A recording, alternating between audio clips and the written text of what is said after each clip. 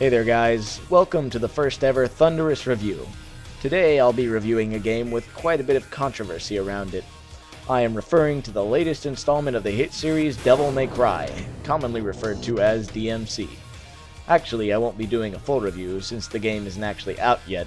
Instead, I'll be playing a demo of DmC. No, not that DmC. That DmC. This abomination is the latest part of what I like to call Capcom's Screw the Fans campaign. As if you can't already tell, I have some pretty negative feelings towards this game. But don't worry, I'm not going to spend the whole video tearing down every little thing about the game. I'm going to attempt some objectivity. The way I'm going to do this is I'll split the game into 5 different categories: story, gameplay, sound, which will actually be made up of 3 parts: music, voice acting, sound effects; visuals, which will be split into visual style and animation; and finally, replayability. All scores given will be based on a scale of 1 to 10. So without further ado, let's get into this demo. Right off the bat, something seems off. The title screen seems more reminiscent of Resident Evil rather than Devil May Cry. They've got the creepy voice and everything. So, from what I can tell of the story, they basically took the original Devil May Cry story, cliched the hell out of it with the whole demons and angels thing, and threw in a bit of V for Vendetta just for good measure. I mean, come on! Vergil even goes around wearing a mask, speaking out against the tyrannical demons that supposedly control the media or government or whatever. Sounds familiar, right? Yeah, I thought so. So apparently, Dante here is recruited by the Order, how original, to help in their fight against the demons. Okay, simple enough. What I really don't understand is this whole limbo thing. I mean, why can't Dante just go around fighting demons in the real world like before? If demons have the power to pull him into an alternate universe somehow, why is it so hard to just deal with him? I don't get it. Beyond that, I really can't see any more to this story. I'm sure there's some plot twists and character development later, but based on this alone, I'm gonna have to go ahead and give it a score of 4. Alright, well let's move on to the gameplay. Admittedly, the way this game plays looks pretty similar to past Devil May Cry titles, but it feels way different. The controls are tight, sure, and for a minute it really does feel like the good old days.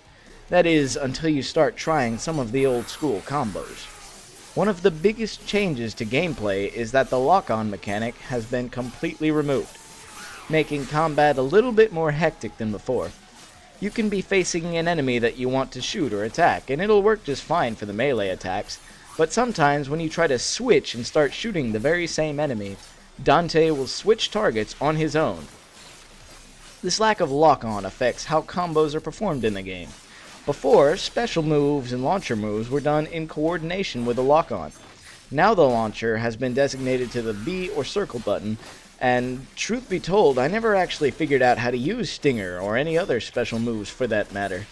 From what I can tell, they removed the lock-on mechanic to make room for their new good weapon, evil weapon gimmick. Yeah, to match the duality of the demons and angels storyline, you have the option to use both angelic and demonic weaponry in addition to your basic sword. Again, this sounds awfully familiar. Didn't Dante's Inferno try this same thing a few years back? Actually, looking at these two games now, they are eerily similar.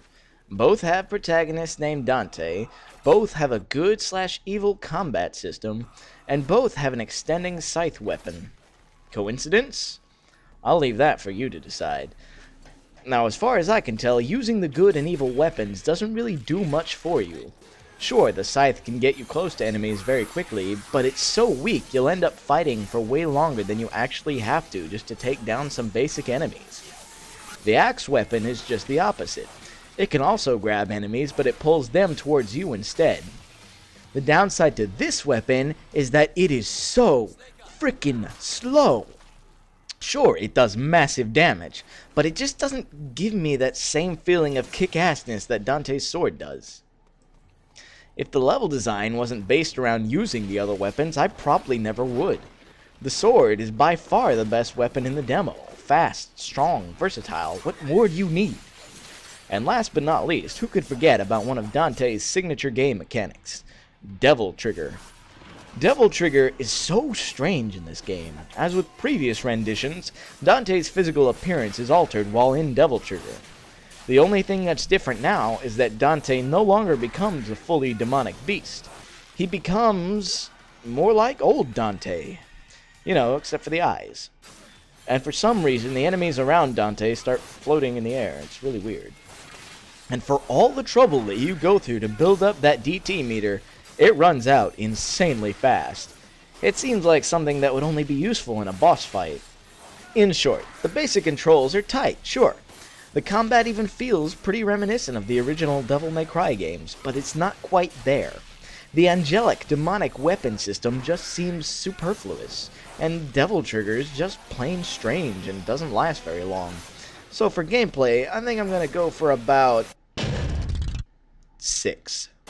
Next on the list is sound. Remember, this section is split between 3 subsections: music, voice acting, and sound effects. The music for this game isn't bad. It's way different from past Devil May Cry titles, but it kinda works in its own way.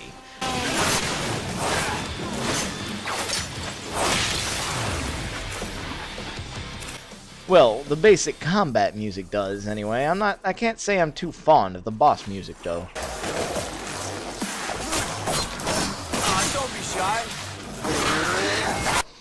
So, for music, I'm opting for about 6. Next up is voice acting. Now, I can't say the voice acting in this game is bad, actually. I think it's really good. I think the actors did a really good job, but it's nothing very memorable or fantastic. I just seem to drag on forever. Church. So I'm gonna put it at about 7. Lastly, sound effects. Well, there's not much to say here. Everything sounds the way it should. Guns shoot, swords slice, enemies screech. The sounds really give the combat a nice feeling of definitiveness. So, for special effects, I'm going to give it a nice 8. Averaging these together brings the total sound score to about 7. Next up, let's take a look at the visuals. The game looks really good, but again, I have some issues with the whole limbo thing. Sometimes the visuals become so extreme that it actually gets kind of hard to look at. I don't know, maybe I just have sensitive eyes or something, but it seemed like a bit much sometimes. So for visual style, I'll give it a 6. The in-game animations look good, and the cutscene animations look even better. Better than most I've seen, actually. So I think I'll give it around 8. These scores together bring the score for visuals to an average of 7. Finally, let's talk about replayability. If you like hack and slash games, then you'll probably get some good playtime out of this. The controls are nice, you know. The atmosphere is certainly unique. You know, it's not very Devil May Cry, but it's got its own style. For long-time fans of the series, this is all I have to say. If you can get around the fact that this game is even associated with Devil May Cry, and try to think of it as a completely separate title, try changing Dante's name to something else, like Devon, maybe that'll help. And then I think even you guys might be able to get some enjoyment out of it. Personally, I don't really want to play this game again, but that's just me. So I'll end it off with giving replayability 7. So, let's review. Story, 4. Gameplay, 6. Sound, 7. Visuals, 7. And replayability, 7. Taking all of these into account, averaging them together, this game comes out with a final score of 6 out of 10. I just seem to drag on forever. Overall, I'd say this game on its own is pretty good, and probably could have been a very well-received title if they hadn't decided to associate it with Devil May Cry. Now keep in mind, this score is strictly opinion-based. I'm not trying to convince anyone whether this game is good or bad. This score is based on my objective opinions and my limited knowledge of game design. But apart from the sections above, there were a few other things that really did bother me about it. Now that the objective part of the review is over, I'm going to go ahead and do a little bit of griping. I understand if you guys don't want to listen to this, so if you want to head out, that's cool. Hope you enjoyed what you saw, and I hope you come back. First of all, The game really seems to be pushing itself on the audience. I can't tell you how many times the name Dante is just thrown in your face again and again. Dante. Dante.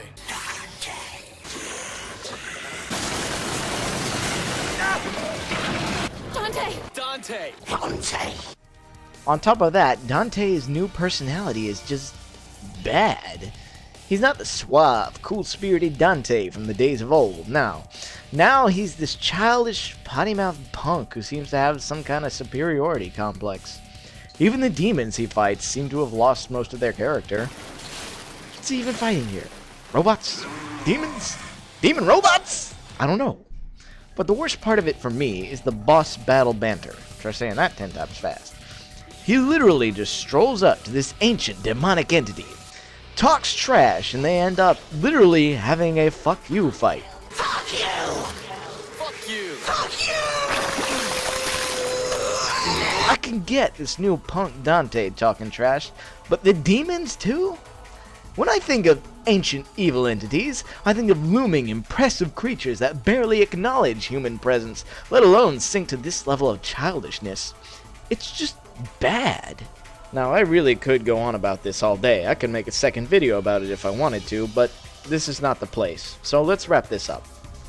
Once again, my score for DmC based on this demo is 6 out of 10. Thanks for watching, guys. If you enjoyed the video, you can always hit that little like button below, or even better, that little subscribe button up top. Thanks again, guys. Until next time, see you later.